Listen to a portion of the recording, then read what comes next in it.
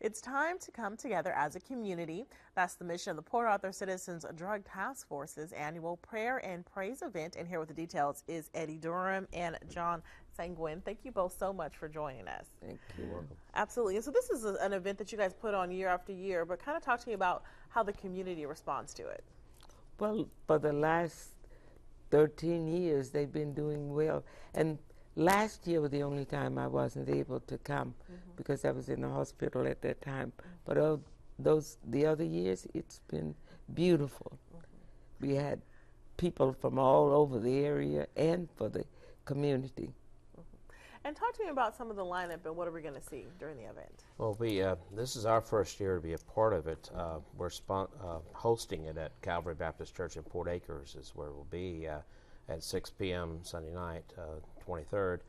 And there'll be different groups from different churches. A lot of pastors will lead in prayers for special purposes and things that we have, especially our children, people with addictions, people who are affected by those who are addicted, parents and families. Will be praying for our schools, be praying for our communities, and of course our nation as a whole as well. All right. And really quickly, let's touch on what is the mission for the Port Arthur Citizens Drug Task Force? Our mission is to educate the community about the problems that we have and what they can do to alleviate the problems when they're dealing with the young people, because we emphasize for the last few years just the young people, because it's easier to keep you off drugs than to get you off sometimes and once you get. So we are trying to do everything we can to get the parent educated about drug awareness and to do what they can to keep our children safe and free.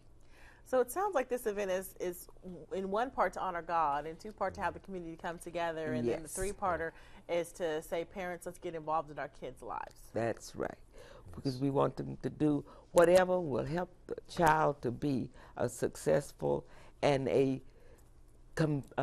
person that contributes to the good of the community, and that's what we want.